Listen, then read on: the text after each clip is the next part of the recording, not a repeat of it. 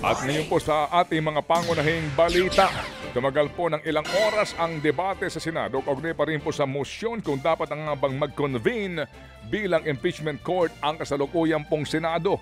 Mismong si Senate Minority Leader Coco Pimentel ang naghain ng motion, nagsani puwersa.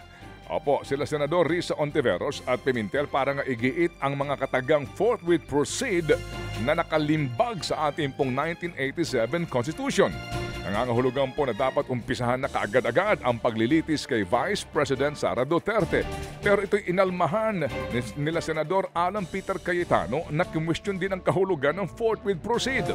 Sinugundahan po naman ito ni Senador Ronald Bato de la Rosa at Robin Hood Padilla si Senate President Chis Escudero.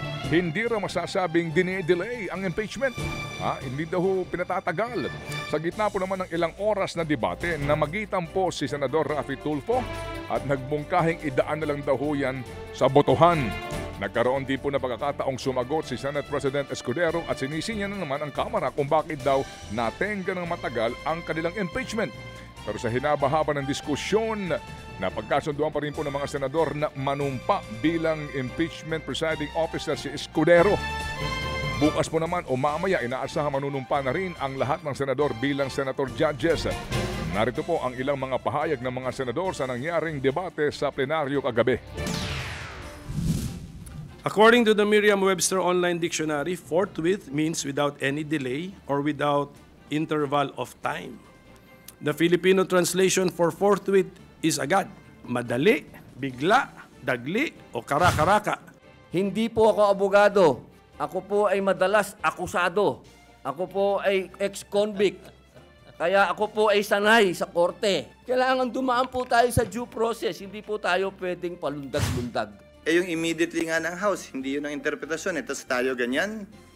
If the prosecutors themselves, the complainants themselves were not that interested and sat on these complaints for over 2 months. Tayo bigla ngayon, mamadaliin nila habang nagpabanjing-banjing sila ng mahigit 2 buwan sa mababang kapulungan.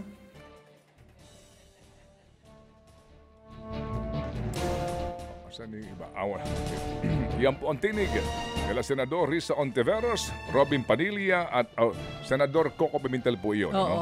Robin Padilla at Senate President Chis Escudero. Samantala, hindi naman pabor ang mga kongresista at House prosecutor sa mungkahing tapusin ang impeachment trial ni Vice President Sara Duterte sa loob lamang po ng 19 na araw. Iminungkahi kasi ni Senate Minority o Majority Leader Francis Tolentino na umpisahan na sa June 11. Bukas po yan ang impeachment proceedings at magkaroon ng desisyon o judgment by June 30. Sakto sana yan sa pagtatapos ng termino ng mga nakaupong senador sa 19 Congress. Pero ang gate ng prosecution, masyadong maikli ang mga nalalabing araw sa 19 Congress. Hindi raw dapat madaliin ang paglilitis dahil pupwede raw tumawid ang impeachment trial sa 20th Congress. Ganito rin ang sentimiento ng mga kongresistang nag-endorso ng naunang impeachment complaints laban sa vice-presidente. Masyado raw marami mga ebidensya para desisyonan ang paglilitis ng 19 na araw lamang. Naghain po naman ng resolusyon si Senador Robin Hood Padilla para ideklarang terminated na ang impeachment proceedings laban kay Vice President Sara Duterte. Sa kanya pong inihaing resolusyon, ipinunto ni Padilla na marami pang kailangan talakayin para po sa nasabing paglilitis. Pero hanggang June 30 na lamang daw po ang 19th Congress kaya raw malabong matalakay at malitis si VP Sara bago ang katapusan ng buwan. Kaya naman daw po ay dapat na lahat ng articles of impeachment ay deklarang terminated o tuloy na pong tapusin alinsunod raw sa rules ng Senado. Hindi ito ang unang resolusyon na binuo para nga pigilan ang impeachment. Noong pong nagdaang linggo, umikot rin ang isang draft resolution ni Senador Bato de la Rosa para po naman din ibasura na ang impeachment complaint. Pero hindi naman ito inihain sa plenaryo ng Senado. Sa ibang balita mga kapatid, pasado na po sa Senado ang panukalang anti-pogo bill. Layunin po ng panukala na tuluyan ang iba ng offshore gambling operation sa bansa at parusahan ang sinumang madadawit sa operasyon nito. Ayon po sa may akda sa panukala na si Senator Win Gatchalian, magagarantiya ng nasabing panukala na hindi nababalik ang mga pogo kahit matapos pa ang kasalukuyang administrasyon.